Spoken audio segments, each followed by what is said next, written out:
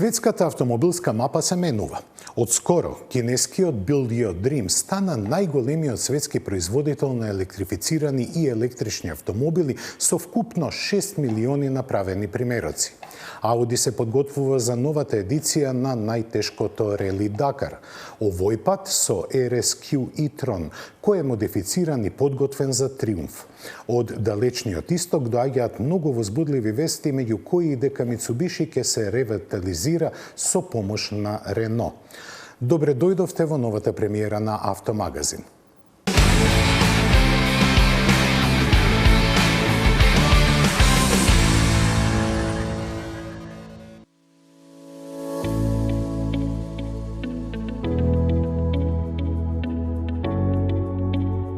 Европското жири, кое важи за доста конзервативно и протекционистички настроено, ја објави листата финалисти за титулата Автомобил на годината за 2024, во која на големо изненадување се најде и еден кинески модел. Станува збор за одличниот BYD Seal, кој ќе се бори за наклоноста на 59 члена на жирито од 22 земји заедно со BMW серија 5, Kia EV9, Peugeot 3008, Renault Scenic, Toyota CHR и Volvo EX30. Забележливо е дека меѓу нив се 4 чисто електрични возила, што и баш не значи многу, бидејќи ова жири во својата 60-ниска историја знаело да изненади, како позитивно, така и негативно. Затоа, покрај Porsche 928 и Mercedes 450 SE, титулата Автомобил на годината ја имаат освоено Nissan Micra во 1993-та како прв јапонски и Kia EV6 во претходната 2022 година како прв корејски автомобил. Победникот ќе го дознаеме при крајот на февруари, а дотогаш актуелен лауреат ќе биде Jeep Avenger.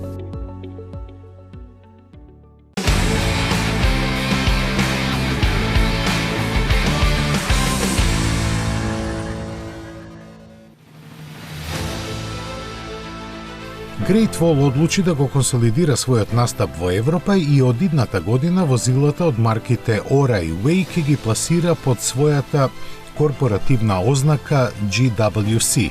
Според соопштението на кинезите, ова се прави за полесна идентификација од страна на купувачите. Така, електричниот модел Ora Funky Cat, кој предизвика големо внимание заради својата сличност со Volkswagen Буба, ќе стане GWM Ora 03, а хибридниот премиум кросовер Way Coffee 01 ќе се продава под ознаката GWM Way 05. После нив ќе следат Ora 07 и Way 03, кои беа представени како Ora Lightning Cat и Way Coffee 02, а во 2025-та ќе пристигне уште еден засега непознат модел. Great Wall, кој е присутен само во 5 европски земји, идната година ќе ја прошири својата мрежа уште во 11 други.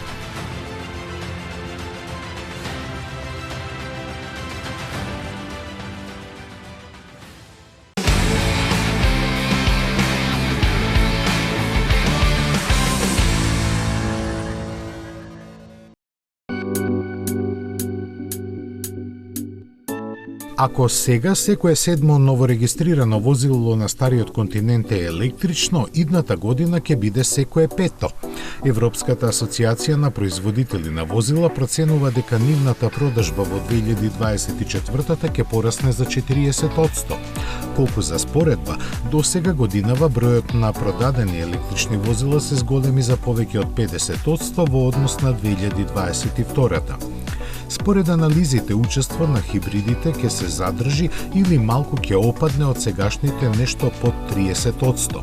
Целокупниот пазар пак ќе порасне за скромни 2,5%, главно поради инфлацијата и високите камати, и се уште нема да го достигне пред пандемиското ниво.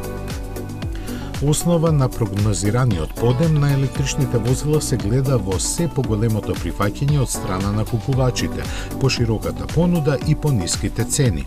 Се очекуваат првите електрични модели што ќе чинат околу 25.000 евра ќе извршат притисок врз цените на другите возила. Позитивно ќе влијае и ублажувањето на престојните Евро 7 норми за издувните гасови што ќе ослободи повеќе средства и ресурси за развој на електричните возила. Сега за вистинско трасирање на нивниот пат кон 2035 година, кога ќе престане продажбата на возила со класични мотори, потребни се 7 до 10 пати повеќе полначи, се вели во анализите на АЦЕА.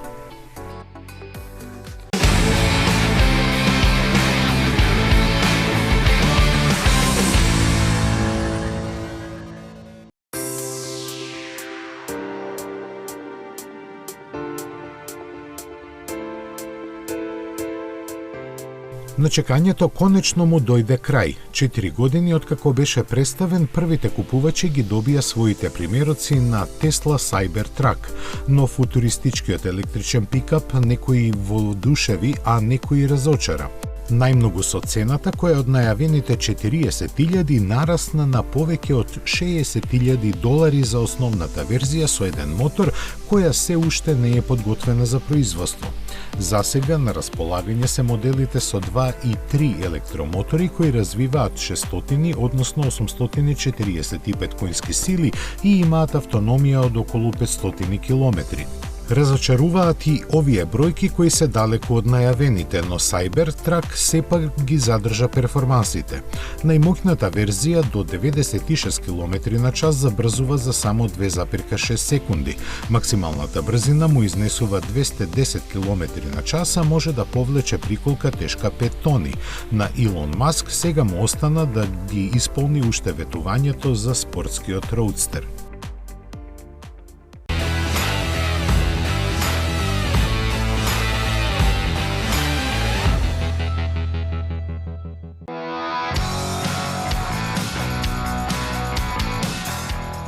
За линијата Super Duke и неговата надградба Air Evo за следната година КТМ направи модификации. За оваа прилика зголемена е кубатурата на 1350 кубни сантиметри. Моторот сега ќе произведува 190 конски сили при 10.000 вртежи во минута. Машината, која се уште не се означува како 1390 Super Duke, го достигнува својот максимален вртежен момент од 145 Нм при 8000 вртежи во минута. Овие модификации произведоа 10 конски сили и 5 Нм повеќе од претходно. Во исто време, Super Duke R е полесен. Визуелно доминира целосно новата LED единица на предните светла, подкрепувајќи ја маркетишката репутација на Super Duke како ѕверот. Светлото автоматски се прилагодува на околината и има функција следење до дома.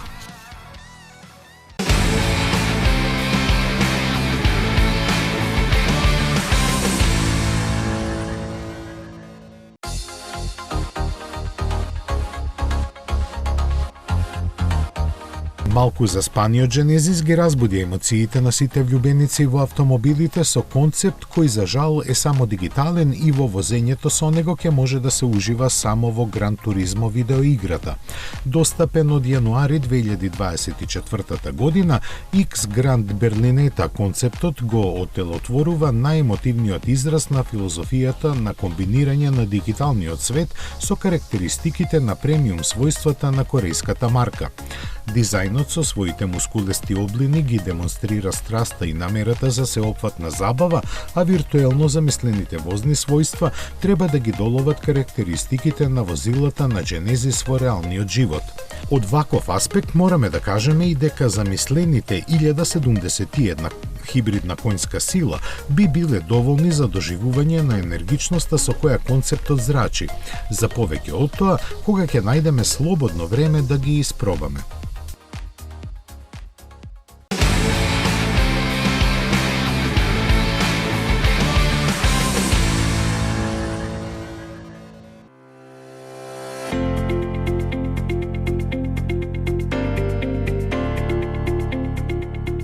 Јапонците, такви какви што ги дал Господ, не престануваат да изненадуваат. Најновата нивна инвентивна провокација пристигнува во облик на камионче за достава наречено Puzzle, кој е производ на новата компанија HW Electro. Иако мала, оваа фирма има големи амбиции кои се протегаат на глобално ниво. Плановите малку ќе им ги наруши малата автономија од 200 км и сигурно цената, која засега не е објавена, но ќе помогнат симпатичниот дизајн и компактните димензии. Габаритите му се во согласно со јапонската K класа, должина од 3,4 и широчина од помалку од 1,5 метри, но затоа е висока 1,92 метри. Носивоста на ова електрично камионче е за град повеќе од доволни 350 кг, додека деталите за силата на електропогонот не се објавени. За да се зголеми употребливоста на кровната конструкција се поставени соларни келии, кои во текот на сончевите калифорниски денови, каде компанијата се надева на најголема продажба, ќе додадат уште некој километар автономија.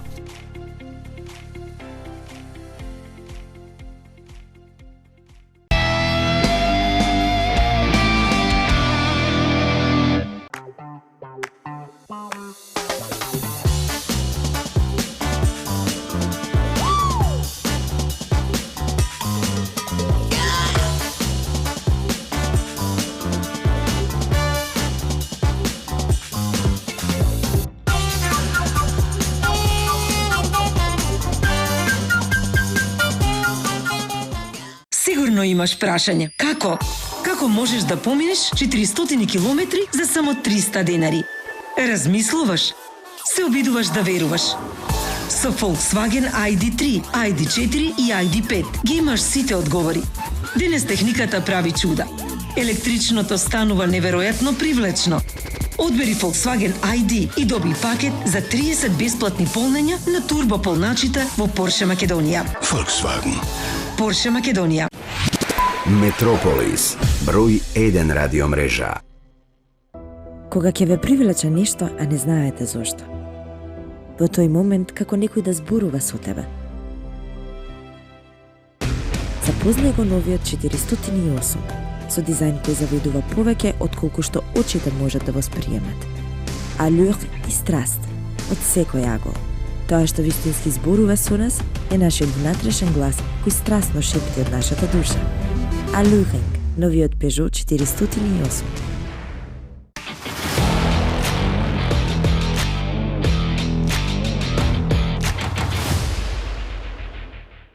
Дали ќе биде трета среќа?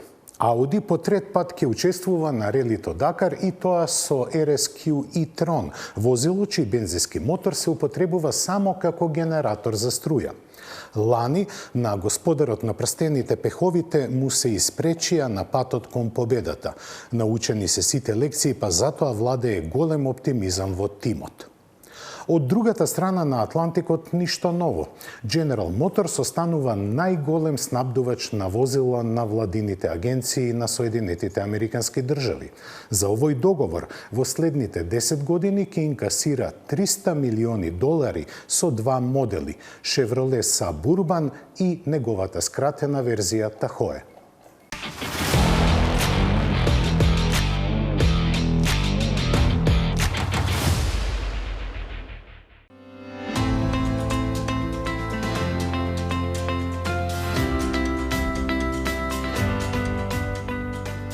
Се ближи новата година, а со неа и релито Дакар, на која Ауди ќе настапи по трет пат.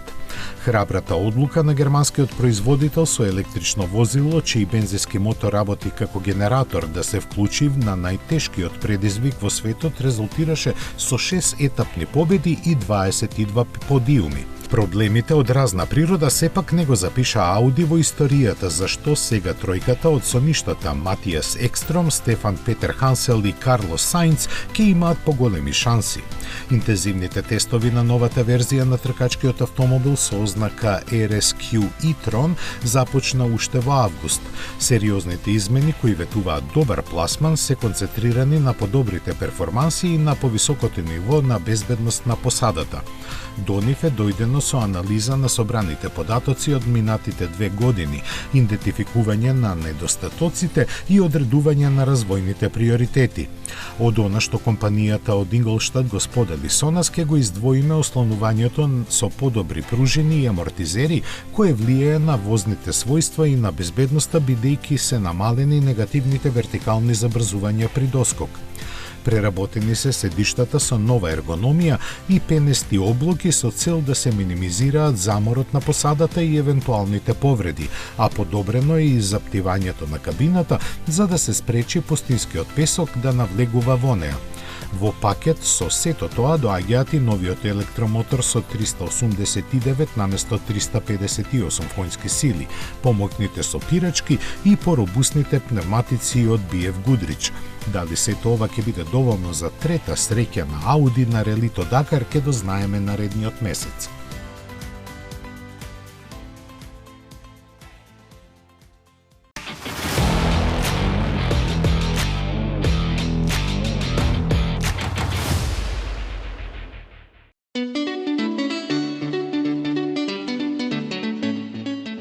Иако со краткотрајни прекини, General Motors со децении наназад е најголем снабдувач на американските владени агенции со возила.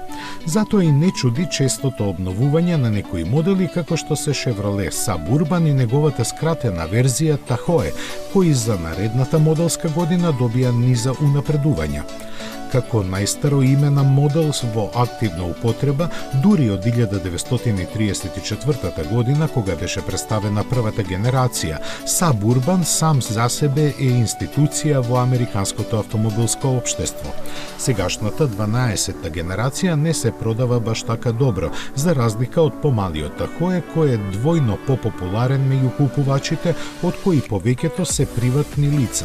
Ваквиот микс на таргет групи не му дозволи на General Motors да експериментира многу и затоа само ја унапреди проверената формула, дополнувајќи ја со неколку битни корекции на подрачјето на технологиите. Најважната се однесува на системот Super Cruise, кој е еден вид автопилот и овозможува возилата самостојно да се движат.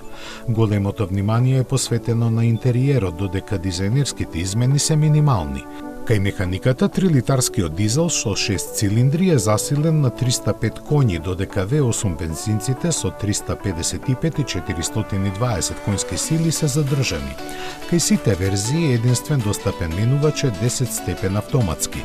Треба да се спомени и дека овие измени на Suburban и Tahoe кореспондираат со подпишувањето на нов договор тежок $300 милиони меѓу General Motors и американската државна администрација за снабдување со возила во наредните 10 години.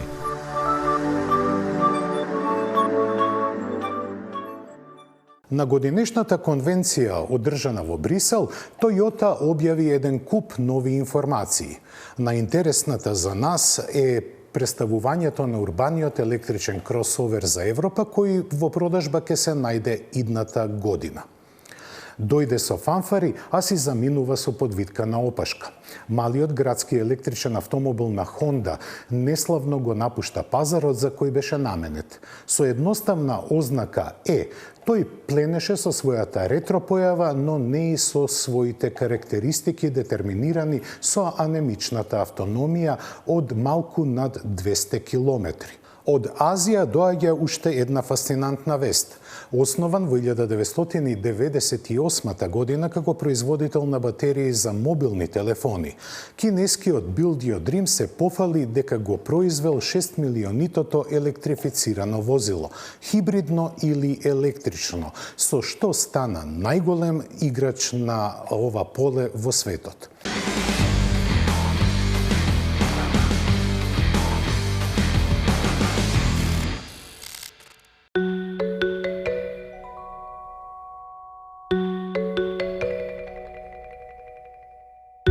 За урбан кросовер засега нема многу податоци. Долг е 4,3 метри и би требало да се нуди со верзии со 1 или 2 електромотора и автономија од 500 односно 800 километри. Дел е од планот на марката за лансирање 5 нови електрични возила во наредните години.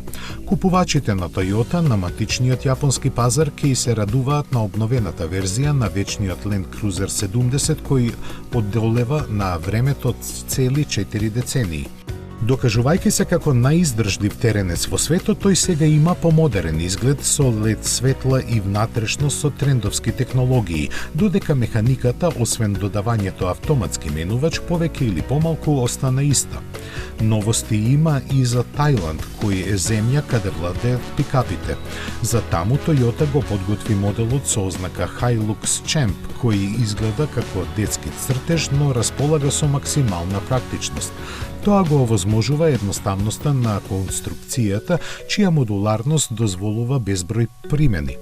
Ке доаѓа во избор од 2 меѓуоскини растојанија и 3 мотори, сите веќе познати од модерниот Hilux. Цените му стартуваат од неверојатни ниски $13,000, а планови за негово лансирање постојат уште за Африка и арапскиот свет. Не беа заборавени ниту американците кои добија модернизирана верзија на Такома.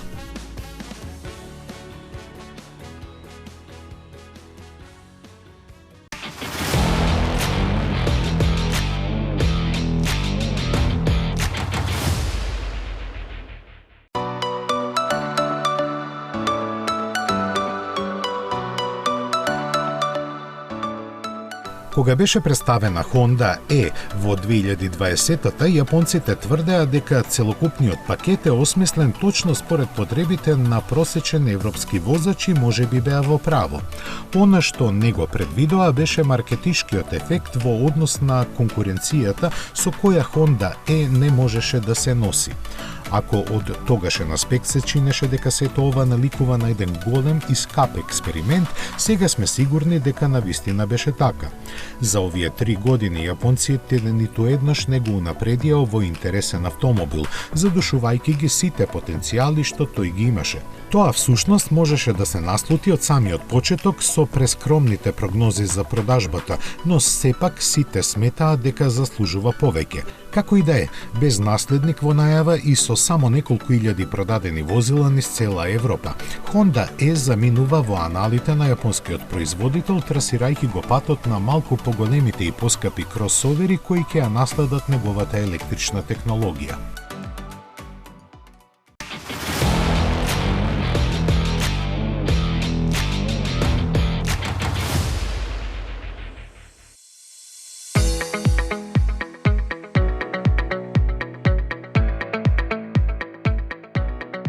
Користејќи ги вешто економските прилики, BYD за брзо време стана најголем светски играч во својот сектор, со пазарно учество поголемо од 50%.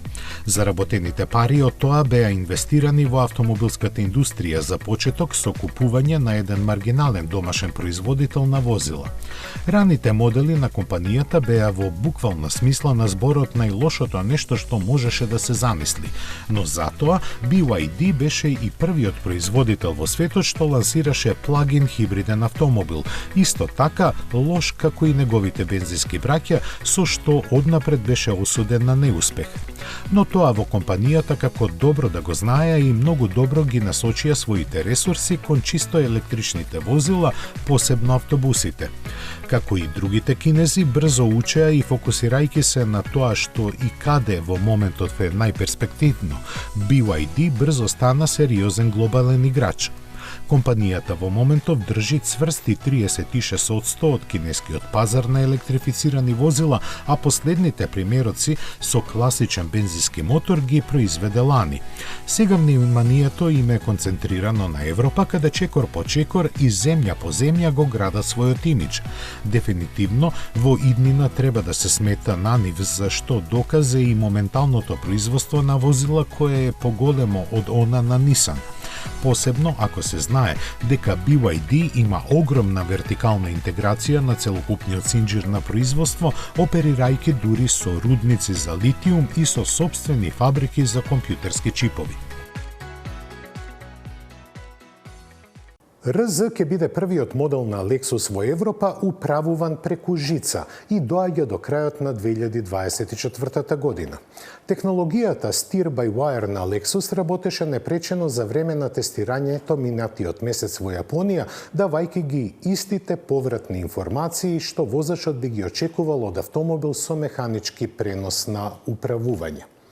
Тоа ја охрабри премиум марката на Toyota да најави дека по Јапонија, каде ќе го понуди својот електричен кросовер РЗ, и европските купувачи ќе го почувствуваат благодетот на управување преку жица веќе кон крајот на идната година. Јапонската трикрака звезда се соочува со сериозни проблеми. Mitsubishi важеше за нешто во светот на четирите тркала, а падна ниско, особено во Европа, каде во трите квартали на тековната година успеа да продаде само 29.854 возила. Сепак има излез од тунелот. Спасот доаѓа од Рено.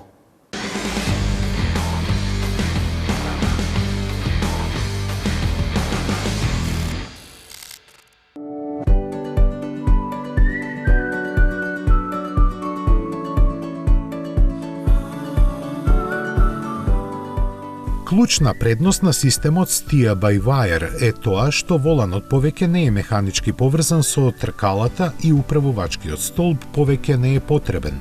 Сензорите на воланот испраќаат импулси до електричниот мотор кој ги управува тркалата. Решението обезбедува и поголема прецизност, бидејќи дејството на управувањето варира во зависност од брзината и типот на подлогата. РЗ е опремен со втора генерација на системот Steer-by-Wire, кој му овозможува на Lexus да испорача аголно управување од 200 степени. Од ова ќе имаат бенефити моделите на Toyota кои опремени со Steer-by-Wire ќе пристигнат во Европа до 2025 година. Првата Toyota со оваа технологија најверојатно ќе биде електричната BZ4X, која е донатор на RZ. Toyota објави дека почнувајќи од BZ4X сите инструментабли на незините автомобили ќе бидат дизајнирани да ја надополнат правоаголната форма на воланот. Во системот Neo на Toyota, Steer-by-Wire нема педали. Забрзувањето и забавувањето се контролираат од управувачот. Решението првично беше развиено за возачи кои не може да ги користат своите нозе, но технологијата би можела да има поширока примена во иднина. Оваа технологија на управување на возило без педали би можела да се примени на идните автономни возила, каде мануелната контрола би била исклучок, а не правило.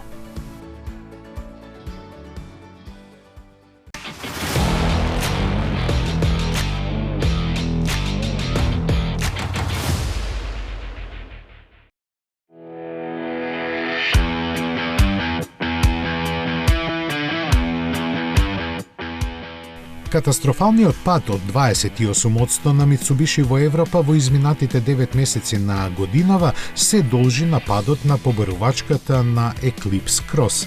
Продажбата на моделот е намалена за повеќе од 12.000 единици во споредба со истиот период минатата година. Сламка на спасот може да биде Renault, кој досега му помогна на Mitsubishi да ја обнови својата европска гама со јапонизираните верзии на сопствените модели, почнувајќи од малиот кросовер ASX, кој всушност е Renault Captur, со сменето лого и некои детали. Тој започна да се продава во март, исто како и малиот Colt, кај кого се применети истата трансформација на популарниот Renault Clio. Сега повторно французите им подаваат рака на јапонците, откако тие решија да вложат 200 милиони евра во Ampere на групацијата Renault. Подружницата за електрични возила ќе произведе компактен електричен кросовер за партнерот Mitsubishi. Згоре на тоа, Nissan, кој има мнозински удел во Mitsubishi, соопшти дека ќе вложи 600 милиони евра во Ampere. Новиот модел за Mitsubishi ќе биде изграден на платформата Renault-Nissan Alliance CMF-EV за компактни возила, сега применувана во Ampere Medium, изјави извршниот директор на Renault и Ampere Luca De Meo. Повеќе детали за автомобилот ќе бидат откриени во 2024 година. Mitsubishi беше пионер во светот на електричните возила со eMIEV, лансиран во 2010 година. Со ова портфолио на Ампере ќе се збогати со уште еден производ кој ќе им се придружи на Renault Scenic E-Tech и кросоверот Alpine GT очекувани в година.